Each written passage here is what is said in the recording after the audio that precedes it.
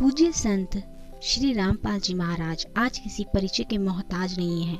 लाखों करोड़ों के हिसाब से लोग उन्हें अपने आध्यात्मिक गुरु के रूप में मानते हैं। ये एक भारतीय आध्यात्मिक कबीरपंथी गुरु हैं और कबीर साहिब जी को परमात्मा बताते हैं। ये सतलोक आश्रम के मुख्य संस्थापक भी हैं। सबसे पहला आश्रम इन्होंने करौंथा में खोला।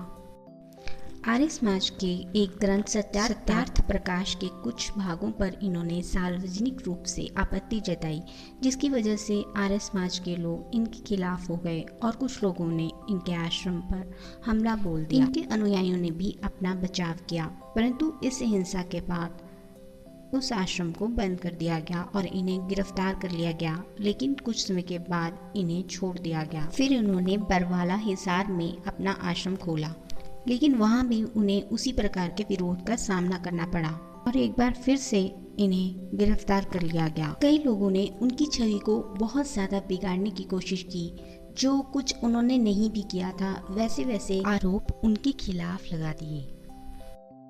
जेल में होने के बावजूद भी उनके अनुयायियों की संख्या दिन रात बढ़ रही है। ऐसा इसलिए नहीं है कि उन्होंने किसी को ये कहा है कि जबरदस्ती उनके शिष्य बन जाएं, बल्कि इसलिए क्योंकि लोगों को स्वयं ऐसा अनुभव हो रहा है कि वो सच में एक सच्चे संत हैं, बल्कि स्वयं परमात्मा स्वरूप हो गए हैं।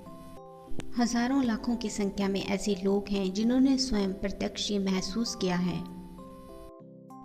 इस समय हरियाणा के धनाना, भिवानी और कुरुक्षेत्र, पंजाब के धुरी और खमाणों, उत्तर प्रदेश के शामली, राजस्थान के सोजत, मध्य प्रदेश के बैतूल और इंदौर तथा नेपाल के धनुषा नाम की जगहों में सतलोक आश्रम बने हैं। संत रामपाल जी का जन्म 8 सितंबर 1951 को गांव धनाना, जिला सोनीपत, हरियाणा में एक किसान परिवार के घर हुआ। इनके पिताजी का नाम श्री नंदराम जी और इनकी माता जी का नाम श्रीमती इंद्रो देवी जी था।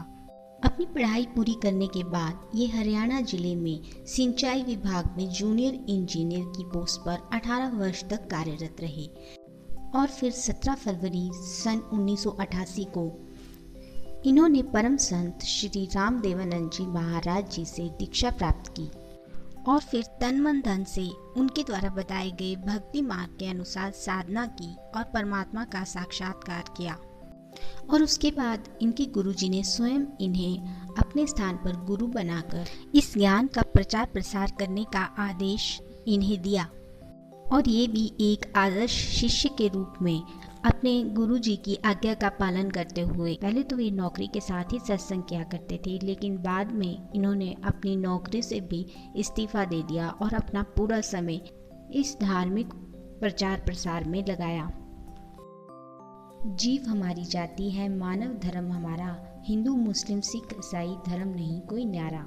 वे सभी धर्मों को एक समान दृष्टि से देखते हैं, शास्त्र अनुकूल भक्ति मार्ग बताते हैं। वे नशे के प्रयोग करने या किसी व्यक्ति को नशा लाकर देने के लिए मनाही करते हैं। जुआ, ताश, चोरी, ठगी आदि से दूर रहने को कहते हैं। दहेज मुक्त विवाह करवाते हैं तथा उन्होंने और भी ऐसे कई सामाजिक नियम बना रखे हैं जिससे समाज में अच्छाई फैले।